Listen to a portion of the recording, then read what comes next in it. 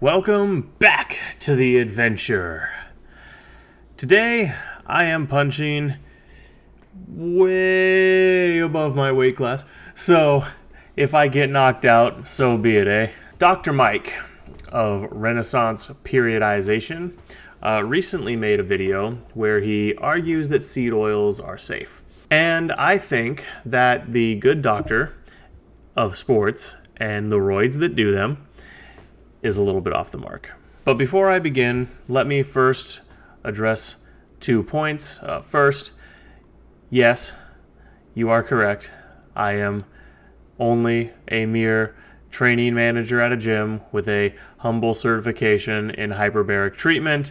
Dr. Mike Israetel is significantly more educated than me, and I would not ever attempt to obfuscate or deny that. And second of all, yes, I am politically aligned with the group of people that he specifically said say the kind of things that I'm about to say, and I realize that for some that immediately tars and feathers my credibility, but hear me out, okay? I swear I'm not here in bad faith, and I'm not here to lie to you. They don't know that I'm intensely biased because the Canadian government turned my Canadian girlfriend into fryer oil. My big titty Canadian waifu. So in his short video, Dr. Mike put a couple of studies up on screen, and he used those to argue that seed oils are safe. In preparation for this video, I went and I looked at one of the studies. I go and I look at the study, and what do I see in the disclaimer of conflict of interest other than the Bill Gates Foundation? Now, if you don't know, Bill Gates has bought up a metric F-ton of farmland. If I recall correctly, he's now the single biggest owner of farmland in the country, and he's been pushing a more plant-based diet for a while now because climate change.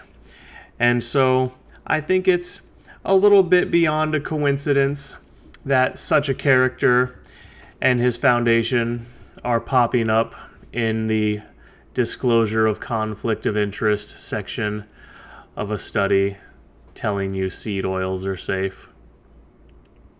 Just a thought. Furthermore, we know that studies can be used to push a narrative depending on their methodology, what data sets they choose to use, and how they represent that data. You can get the numbers to mean almost anything, and that's talked about in this video here, where gentleman over at No Lab Coat Required named Johnny talks about that bogus study that they tried to use to convince us that fasting gives you heart attacks. Yeah. And that's only the beginning of the unscientific elephant in the room. In this video, PhD Sabine Hossenfelder talks about confirmation bias that is almost ubiquitous in certain fields of research. In this video's case, she's talking about climate change.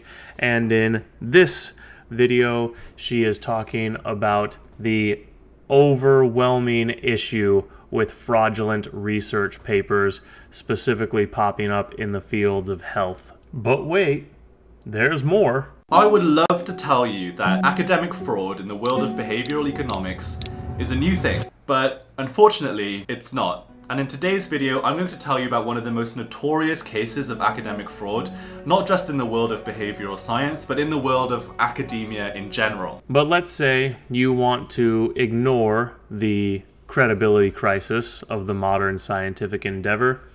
Let's say you have an atheist's faith in science, and you say, no, let the boys in the lab coats cook. They got this. Okay.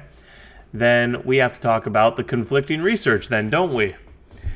In these videos, a good deal, a pretty substantial deal of research is outlined, clearly describing how these products are very detrimental to your health. And we recently have a meta-analysis study showing that ultra-processed foods are probably the single worst thing you can do to your body. And I got news for you. Seed oils are probably one of the single most processed foods that humanity has ever been subjected to, by and large. Now, giving the devil his due, giving Dr. Mike a fair shake, I think you might be able to reasonably look at the sum total of the research and come away with a firm "we don't know yet," because there is conflicting research on the matter. But looking at both sides of the argument honestly and without bias, I think that's the most charitable towards seed oils a reasonable, impartial person could come away with. We don't know. I personally think they're terrible for you, but I could reasonably tolerate someone saying we don't know. And so, at the risk of getting slapped down like the intellectual featherweight I am, I'm calling bullshit, Dr. Mike. Seed oils are not safe, and I think that you should be a little bit more responsible when you have the size of a platform you do and the number of people that listen to you with the level of confidence that they do. Just my humble opinion. Hey everyone, I appreciate your time and attention. Thank you for clicking on this video, and thank you for staying to the end. If you enjoyed the content, or if you think you might enjoy future content, do me a favor and give that subscribe button a little tickle. And of course, don't forget to hit the real subscribe button next to it. Thank you for your time and attention, and I'll see you on the next adventure. Peace.